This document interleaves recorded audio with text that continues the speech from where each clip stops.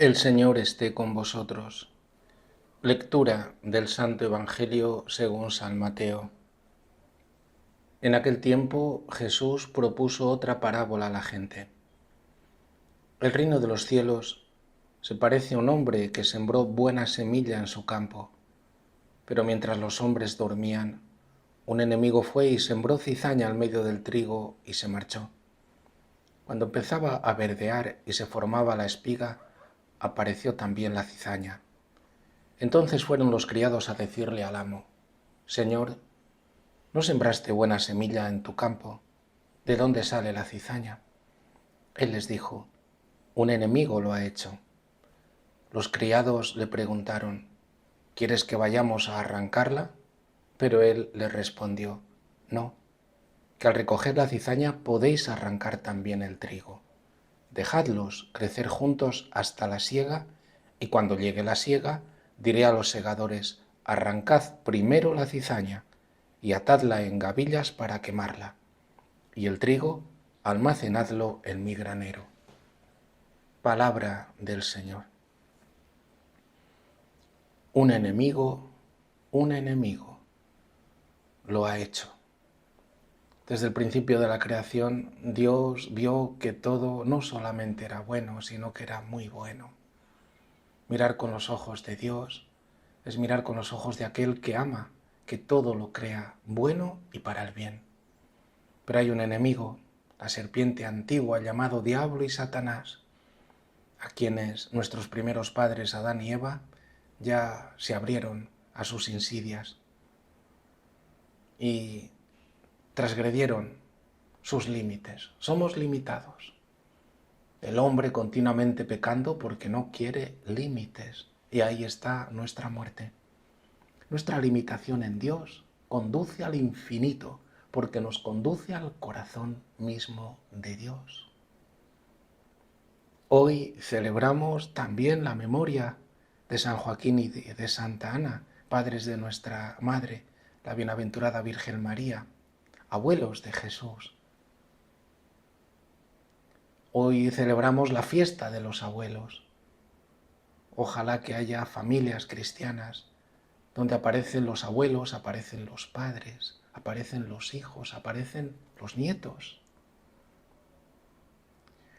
Joaquín y Ana son ilustres, grandes santos, pero Dios, nosotros que somos orgullosos, Dios les aplica esa ley del secreto que ha hecho y hace con tantísimos santos. No son quizás ni siquiera los más grandes aquellos que están en los altares. Ha tenido bien a Dios ponerlos ahí, bendito sea por siempre. A Joaquín y a Santa Ana les aplicó esta ley del secreto, del silencio, del ocultamiento, que también lo hizo con María, como lo hizo con su hijo Jesús durante tantísimos o tantos años en Nazaret. Y Dios, que hace que Joaquín y Ana sufran, tengan dificultades, participen en su vida ya de los sufrimientos de Jesús, participen siendo justos, respondiendo con justicia, es decir, según la voluntad de Dios a esos sufrimientos, y por tanto en su vida vayan siendo purificados para poder también, por pura gracia, dar a luz como padres a la Virgen María. Pues aparte de estas dificultades, les pertenece ahora la alegría de haber sido los padres de María.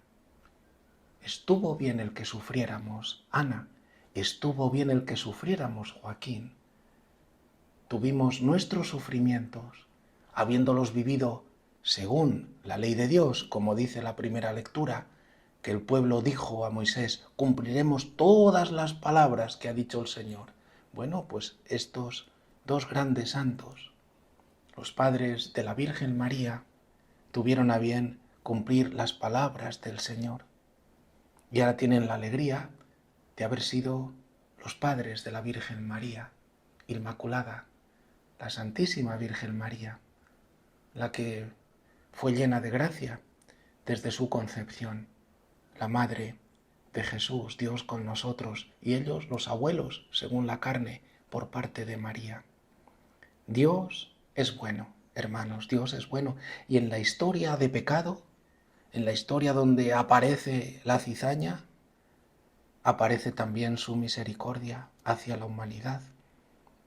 Y al final nos dice que va a quedar esta alegría de recoger el grano que Él ha sembrado y que da fruto también en nosotros, en quien el 30, el 60, el 80, el 100. Israel es un pueblo de dura cerviz.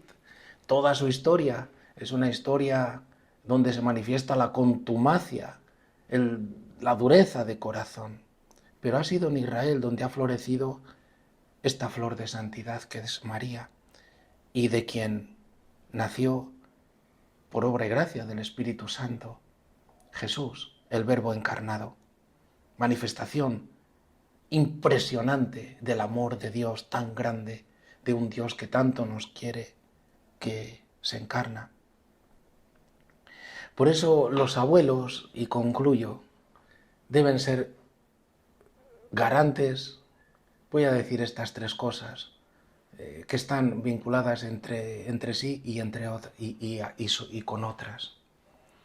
Qué bonito ver a los abuelos que no sean unos gruñones. Qué bonito que los abuelos sean dóciles. Qué bonito que los abuelos se dejen querer. Pero a un abuelo no se le pide que sea amante del dinero, no se le pide que esté desesperado, no se le pide a un abuelo que esté continuamente intranquilo pensando todavía en las modas y en espectáculos. Es triste. Parece mentira que un abuelo, ya siendo abuelo y sabiendo que se encamina hacia el encuentro con Dios, no brillen en él ciertas virtudes, por gracia, pero también por ese amor misericordioso de Dios derramado en su vida, en la que ha sufrido, en la que ha padecido, en la que ha sido humillado, pero en la que está floreciendo también la gracia de Dios. Por eso deben ser garantes de la esperanza, de la esperanza.